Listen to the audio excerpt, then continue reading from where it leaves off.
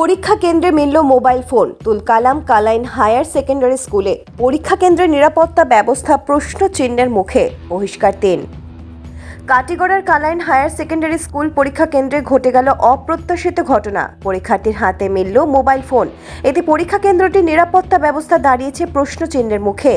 এত কঠোর নিরাপত্তা ব্যবস্থা থাকার পর কিভাবে ছাত্ররা সেল ফোন নিয়ে পরীক্ষা কেন্দ্রে ঢুকতে পারে, নাকি স্কুল ক্যাম্পাসেই নকল সরবরাহকারী চক্র সক্রিয় রয়েছে, উঠছে এমনই এক ঝাঁক প্রশ্ন। প্রশ্নপত্র ফাঁস হয়েছে। খবর পেয়ে সংবাদ মাধ্যম পরীক্ষা কেন্দ্রে হাজির হলো স্কুল প্রধান সিরাজুল আম্বিয়া। জানান, দুপুর আনুমানিক 2টো নাগাদ 3জন ছাত্রের নিকট থেকে 2টো মোবাইল উদ্ধার করা হয়েছে। তবে মোবাইল যুগে প্রশ্নপত্র ফাঁস হওয়ার ঘটনাকে তিনি পুরোপুরি অস্বীকার করেন। মোবাইল উদ্ধারে 3 ছাত্র যথাক্রমে আকবর হোসেন বড় ভূঁইয়া, তাপস দাস ও প্রণব শর্মাকে বহিষ্কার করা হয়েছে।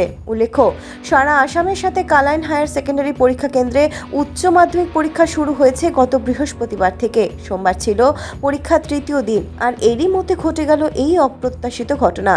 সুপ্রিয় দত্তের রিপোর্ট, আসাম প্রাইম নেটওয়ার্ক। হয়েছে আমার এইচএসসি পরীক্ষা, আজকে এইচএস ফাইনালের সেকেন্ড। কোনো অঘটন ঘটে না।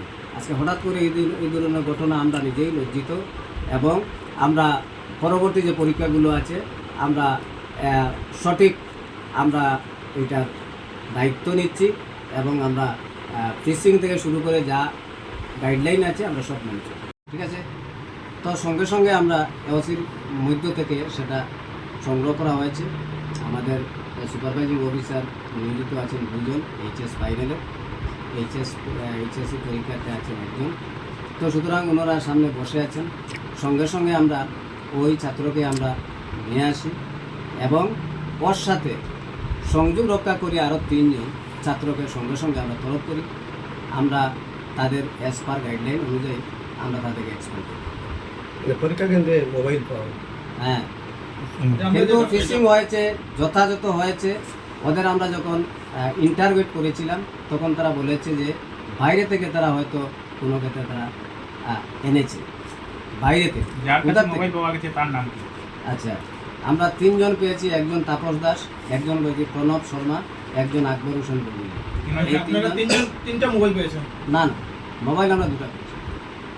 2টা মোবাইল? হ্যাঁ, আর 1জন লিঙ্কম্যান হিসেবে তাকায় আমরা তথ্য প্রমাণ সহ দেখেছি হয়তো লিঙ্কম্যানের কাজ করেছে।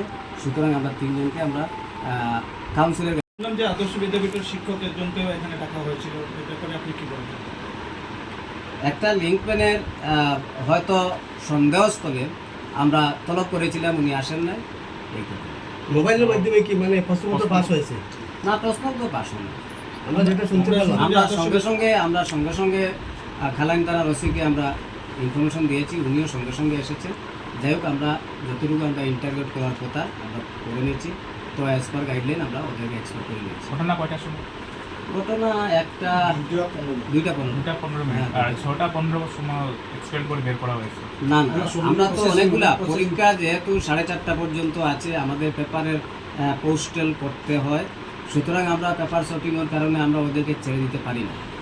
আমরা যতক্ষণ আমরা সিল প্যাকেট না করেছি ততক্ষণ আমরা তাদেরকে রেখেছি, এবং তাদের গার্জিয়ানকে আমরা স্টুডেন্টকে আমরা তলব করেছি। গার্জিয়ান আসার সাথে সাথে ওদের সাথে আমরা শেয়ার করেছি, যে ঘটনাগুলি তুলে ধরেছি। তারপর থেকে মোবাইল সংযোগে আপনারা 3জনকে এক্সপেল করেছেন? 3জন। আমার সাথে আরও 2জন assistant officer incharge HS final পরীক্ষার সাথে যুক্ত আছেন। ওদের কাছ থেকেও আপনারা জেনে নিতে পারেন। ওরা কোন স্কুলের ছাত্র? স্কুল ধরেন, আমরা ছাত্র হিসেবে তো আর কোনো স্কুলকে মেনশন করা ঠিক হয় না। তা আমরা সবাই আমাদের ছাত্র, যেহেতু এই সেন্টারে, সুতরাং আমরা এদেরকে ছাত্র বলে ধরি।